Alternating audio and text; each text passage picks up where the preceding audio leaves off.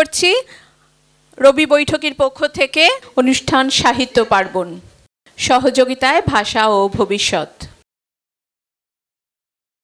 এবার আবার আমরা গল্প শুনব। চন্দ্রানী বসু, যে এই রবি বৈঠকের জন্মদাত্রী, চন্দ্রানী বসু, চন্দ্রানীকে ডাকবো। আর মৌসুমী রায়, আজকের দিনের হোস্ট, যার বাড়ির ছাদে আমরা সবাই মিলে উত্তেজনায় কেউ কেউ দাপাদাপিও করে ফেলছি গল্পের উত্তেজনায়। মৌসুমী রায়। আচ্ছা, আমি চট করে ওদের কথা মহাদি তুমি বলতে শুরু করো। এবার আমরা আবার গল্পে ফিরলাম। আমরা ডেকে নিচ্ছি চন্দ্রানী বসু আর মৌসুমী রায়। একটু করে পরিচয়গুলো দিতে থাকো। চন্দ্রানী পেশায় শিক্ষক, কিন্তু ওর নেশা হচ্ছে লেখালেখি। মূলত কবি, কিন্তু ওর গল্পে ওর কলম সমানভাবে স্বচ্ছন্দ। বিভিন্ন বাণিজ্যিক পত্রিকা, সাময়িক পত্রিকা যেমন শুকতারা, আজকাল, দৈনিক স্টেটসম্যান, এগুলো তো আছেই। এছাড়া প্রকাশিত গ্রন্থ সাতে আর কাব্যগ্রন্থ সর্বনাশের আশায়। এবার আমরা শুনে নিচ্ছি চন্দ্রানীর গল্প। গল্পের নাম ফোনের ওপারে। মোবাইলের রিংটোনের আওয়াজে ঘুম ভেঙে গেল আচমকা অন্তরার। ধর্মর করে উঠে বসে অন্ধকারে মোবাইলটা হাতড়ে নিয়ে দেখল, না কোনো মিসড কল নেই তো। আবার দেখল, না সত্যিই নেই। এবার মোবাইলের কোনায় সময়টা চোখে পড়ল, রাত 3:22। মনে হলো এ সময় তো ফোনটা আসেনি কখনো, অথচ স্পষ্ট যেন শুনতে পেল ফোনের আওয়াজ। মনেরই ভুল হবে তবে। বিছানা থেকে উঠে ডাইনিং রুমে গিয়ে জল খেলো অন্তরা। কি যে হয়েছে আজকাল, মাঝে মাঝে এরকম সময় ঘুম ভেঙে যায় তার। অন্যদিন উঠে গিয়ে ব্যালকনিতে দাঁড়ায়, বাইরের নিস্তব্ধ শূন্য রাস্তাটা দেখে বুকটাও খাঁ খাঁ করে, কান্না পায় ভীষণ। কেন যে কাঁদে তা বুঝতে চেষ্টা করেও বোঝে না ঠিক, তবে কান্নাটা বেশ নেশার মতো হয়েছে আজকাল, এটা বুঝতে পারে। আরাম লাগে শরীরে। বাইরে কোথাও খুব জোরে রাস্তার কুকুরগুলো চেঁচাচ্ছে, সঙ্গে পাশের বাড়ির পোষা কুকুরটাও। আজ আর ব্যালকনিতে যাবে না ঠিক করলো, কোনো নেশাই ঠিক নয়। নিজেকে বুঝিয়ে ঘরের দিকে পা বাড়ালো। আর তাছাড়া সবে শীতের শুরু, ব্যালকনিতে দাঁড়িয়ে ঠান্ডা লাগলে মেয়ের কাছে জোর বকুনি খেতে হবে। এখন সেই তার অভিভাবক হয়ে উঠেছে। হবে নাই বা কেন, ওকেই তো সব সামলাতে হয়। তার যে কোনো সমস্যা। মেয়েটা অল্পদিনেই কত বড় হয়ে গেল। তাকিয়ে দেখল মেয়ের ঘরের দরজাটা আজ হাট করে খোলা, অন্যদিন ভেজানো থাকে। 2 কামরার ফ্ল্যাটে মা আর মেয়ে থাকে 2 ঘরে। আজ সৌমি নেই, কাল সন্ধেতে কলেজ থেকে মাসির বাড়ি গেছিল। মাসি আর আসতে দেয়নি তাকে। আজ রবিবার, অন্তরা স্কুল ছুটি, তাই তাকে গিয়েই নিয়ে আসতে হবে। এ যে মাসি বঞ্জের পূর্ব পরিকল্পিত প্ল্যান, তা অন্তরা ভালোই জানে। তাকে আজ দুজনে মিলে একটা কিছু চমক দেবে বলে একসঙ্গে আছে। তবে সে যে বুঝে গেছে তা অবশ্য বুঝতে দেয়নি ওদের। বরাবরের মতোই মেয়েকে একটু ছদ্ম রাগও দেখিয়েছে, একটা ছুটির দিন অকারণে খাটিয়ে মারছে বলে। অন্তরা মেয়ের ঘরে ঢোকে। মেয়েটা একদম বাবার মতোই অগোছালো হয়েছে। নিজের মনে গজগজ করতে করতে এটা ওটা গোছাতে গোছাতে সৌমির খাটে গিয়েই বসে। সৌমির বাবা বিকাশ চলে গেছেন আজ কত বছর হয়ে গেল। স্মৃতির উপর ধুলো জমে জমে ধূসর প্রায় সব। অন্তরা সৌমির ছড়ানো জিনিসপত্র নাড়াচাড়া করতে লাগলো। মেয়ে বড় হয়েছে, এসব হয়তো ঠিক নয়। হালকা অপরাধবোধ থাকলেও আজ ওই অপরাধবোধটাই তার বেশ ভালো লাগছিল। মনটা আজকাল বড় চঞ্চল হয়ে গেছে, কিছুই ঠিক নিজের বশে থাকে না। সব মনে হয় ওই ফোনটার কারণেই। ফোনটার উপর রাগটা দিতেই একটা আরাম অনুভব করলো, একটা সূক্ষ্ম যন্ত্রণাও। আসলে বেশ কয়েকদিন হলো আসেনি ফোনটা, 2 সপ্তাহের উপর হবে। এমন তো হতো না, সপ্তাহে 2 বার তো কমপক্ষে আসতো। অভ্যেস হয়ে গেছিল, একটু চিন্তাও হয়। রিংব্যাক করাই যায়, কিন্তু কি দরকার, থাক, এটা বেশি বাড়াবাড়ি হয়ে যাবে। প্রশ্রয় দেওয়াও যতই হোক অচেনা তো। সৌমির বিছানা গোছাতে মন দেয় অন্তরা। চাদরটা টান দিতেই 2-3টে ভাঁজ করা কাগজ মাটিতে উড়ে এসে পড়ে। দরকারি কাগজ কিনা দেখতে একটার ভাঁজ খোলে অন্তরা।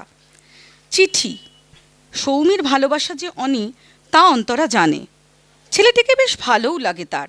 আজকালকার ঝকঝকে স্মার্ট ছেলে, আবার ভীষণ পোলাইট, রিসেন্ট ভালো একটি চাকরিও পেয়েছে। সৌমির সঙ্গে দিব্যি মানিয়েছে। অন্তরা মনে মনে ভেবেছে এবার মেয়ের সঙ্গে কথা বলে 4 হাত এক করে দিতে হবে। কিন্তু তা বলে এই প্রজন্মে চিঠি? সারাদিন তো ল্যাপটপে খুটখাট চলে। খুব অবাক হয় অন্তরা। খোলা চিঠিটা হাতে নিয়ে বড্ড পড়তে ইচ্ছে করে অন্তরার। এ প্রজন্মের প্রেম কেমন তা জানার লোভ হয় খুব। ভালো মন্দ না ভেবেই পড়তে শুরু করে। এটা সৌমির লেখা অসম্পূর্ণ চিঠি। অনেক জায়গায় বড় বেশি সাহসী লেখাটায় হোঁচট খেয়ে তাকে একটু পাশ কাটাতে তাও মন্দ লাগছিল বললে ডাহা মিথ্যে বলা হবে তার। তাদের সময় এত সাহস দুপক্ষের কারোরই হতো না। চিঠিটা পড়তে পড়তে বারবার মনটা ঘড়ির দিকে আটকে যাচ্ছিল। আজও কি তাহলে এলো না? এমন সময় তো প্রথম দিন এসেছিল। অজানা নম্বর থেকে ভোর 5টা নাগাদ ফোন। কারো বদমাইশি ভেবে ঘুম চোখে প্রথম দুবার কেটে দেয়। তৃতীয়বার ফোনটা ধরে অন্তরার নিজের রাগটা মেটাবার আগেই মুঠোফোনের ওপার থেকে একটা অসাধারণ কণ্ঠে ভৈরবীর আগে গাওয়া সে গান এখনও চোখ বন্ধ করলেই কানে আসে অন্তরার। শেষে মনের রাগ মুছে বাহ শব্দটা নিজের অজান্তেই অন্তরার মুখ থেকে বেরিয়ে এসেছিল। কিছু জানতে চাওয়ার আগেই ফোনটা কেটে যায়। আজ 5 মাস যাবৎ এমনই চলছে। প্রতিবার অন্তরা প্রস্তুত হয় মানুষটাকে জানবে বলে, কিন্তু জেনে ওঠা আর হয় না। অনেক ভেবেছে অন্তরা, পুরনো অনেক মানুষের সঙ্গে মেলাবার খোঁজার চেষ্টাও করেছে, কিন্তু হিসেবটা পুরো মেলেনি কখনো।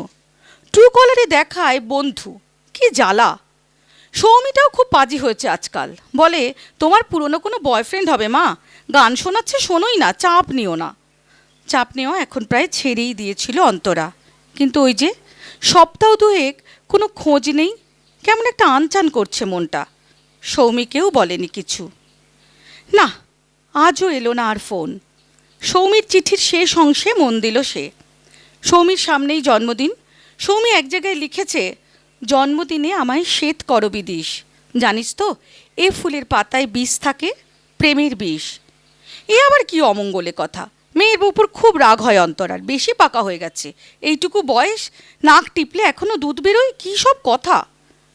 ঘড়ির দিকে তাকায়, প্রায় 6টা বাজতে চলল। কাজ আছে অনেক। উঠে পড়ে অন্তরা। হঠাৎই মুঠো ফোনটা বেজে ওঠে পাশের ঘরে। ছুটে গিয়ে ফোনটা হাতে নেয়। সেই নম্বরই তো। ওপারের কণ্ঠে, আমি জেনে শুনে বিষ করেছি পান। গানের শেষ আবেশে আজ আর বাহ বলে না অন্তরা। হঠাৎই মনে মনে বলে ওঠে, আজ আমার জন্মদিন, আমায় শ্বেত করবি দেবে এক মুঠো।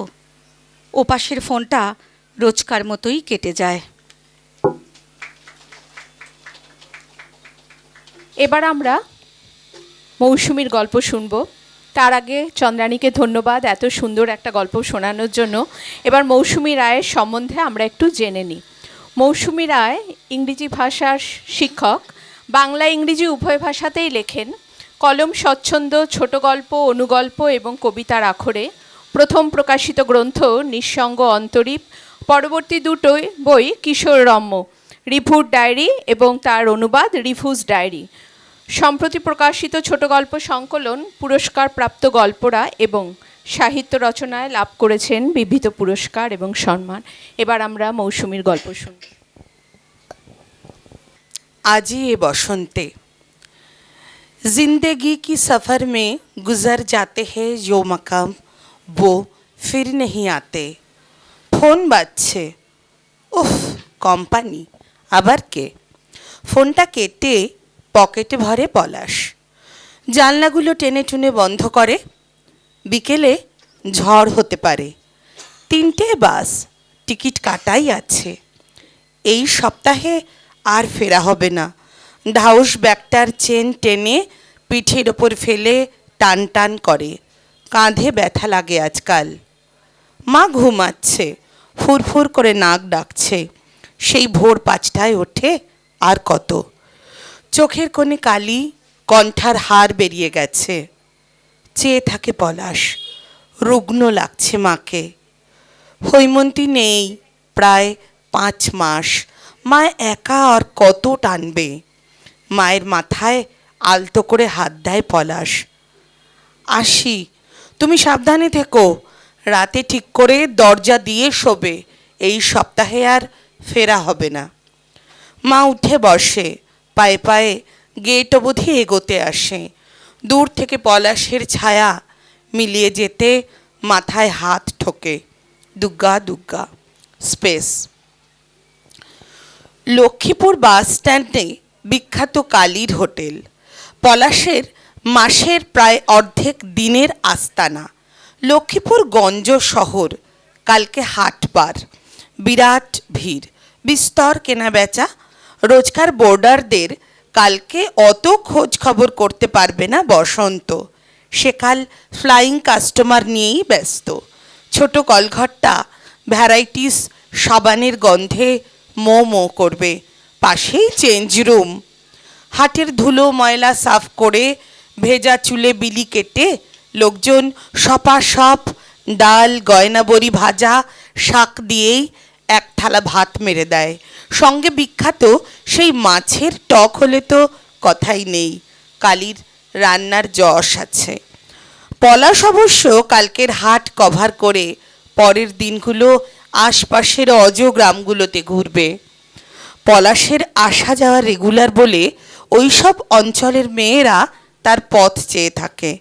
অ্যামাজন বা ফ্লিপকার্টের চেয়েও পলাশের ঠেলা বেশি জনপ্রিয় সেখানে।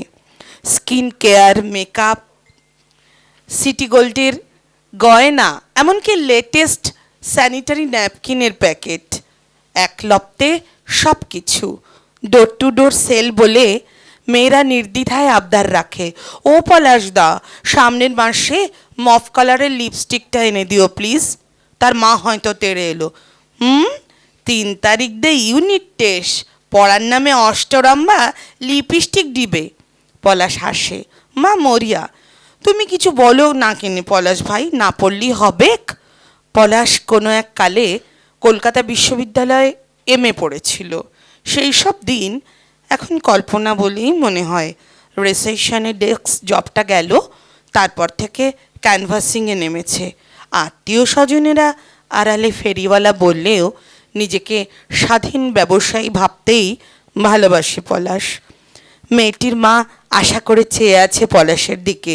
পলাশ কিছু বলে না মেয়েটিকে। আসলে কিছুই বলার নেই। পড়াশুনো বিষয়টা কি আদৌ আর আকৃষ্ট করে ছোটদের?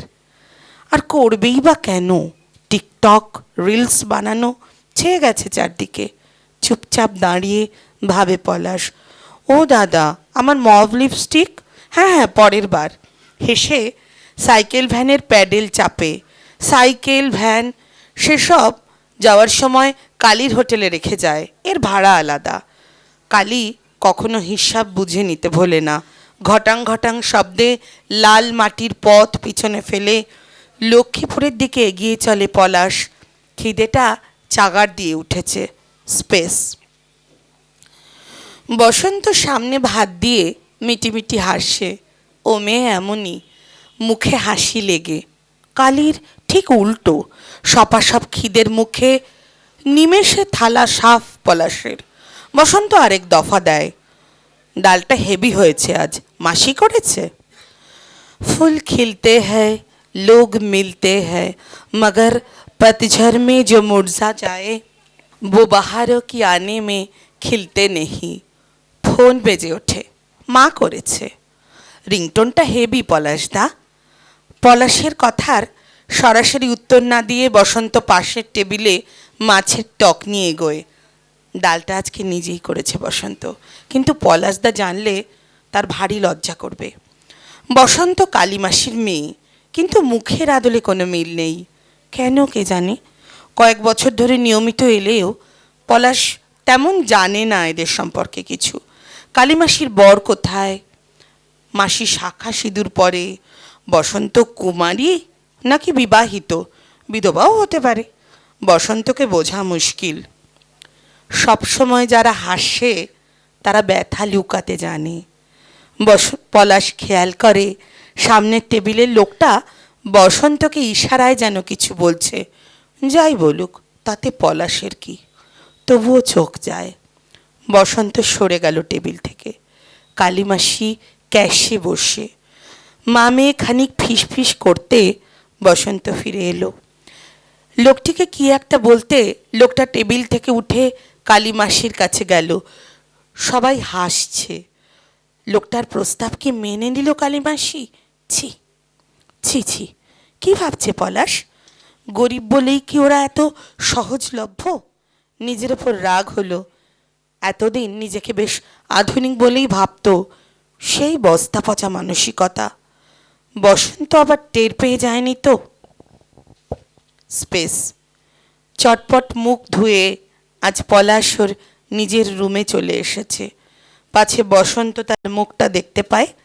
মেয়েরা নাকি মুখ পড়তে পারে, হৈমন্তী দিব্যি পারত। ধুর, কি যাতা ভাবছে। বসন্ত কেনই বা তাকে পড়বে? কতটুকু জানে সে পলাশের?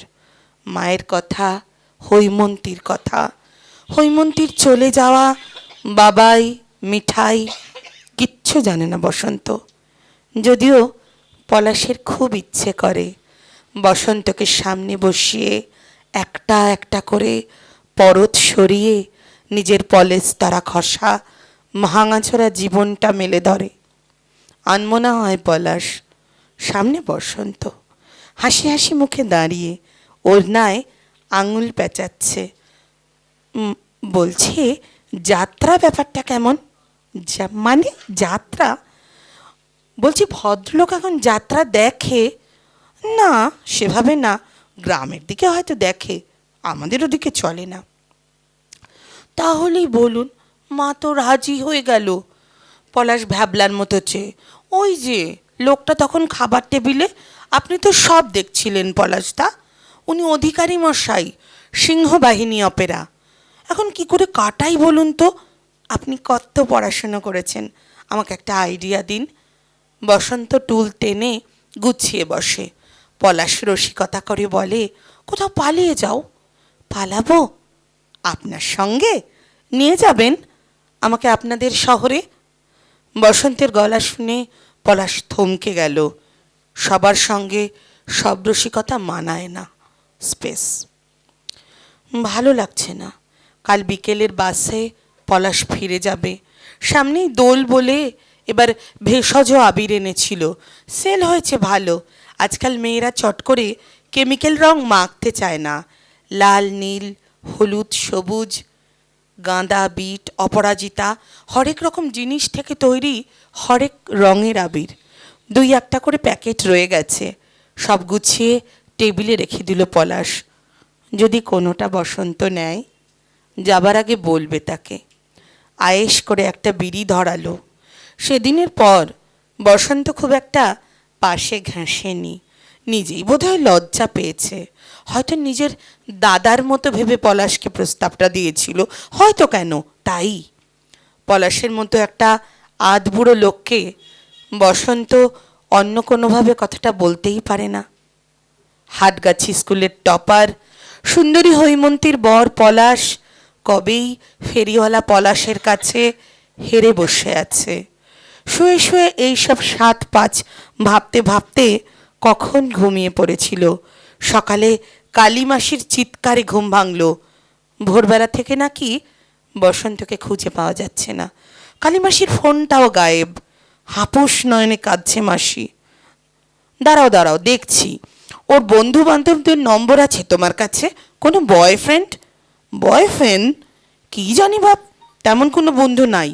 আমি বন্ধু করতে দিই নাই, বন্ধুই সব সত্তর। সে তো আরেক গেরা কলে ফেললে মাসি। এখন দেখি। জামাটা গায়ে গলিয়ে সাইকেলে উঠল পলাশ। কোথায় যাবে এখন? স্টেশন নাকি বাস গুমটি নাকি থানায়? কোন দিকে কিছুই বুঝতে পারছে না। कल तरपना परे याद में जिनकी रोक लो, रूठ कर उनको जाने ना दो, बाद में प्यार के चाहे भेजो हजारों सलाम, वो फिर नहीं आते। কালিমাসি কলিং। উত্তেজনায় পলাশ নেমে ফোনটা রিসিভ করে। পলাশ দা, তুমি শিগগির এসো প্লিজ। বসন্ত, কট করে ফোনটা কেটে গেল। পলাশ এক মুহূর্ত কি যেন ভাবলো, তারপর সাইকেল ফেলে জোরে ছুটতে থাকলো, জোরে, আরো জোরে। নমস্কার।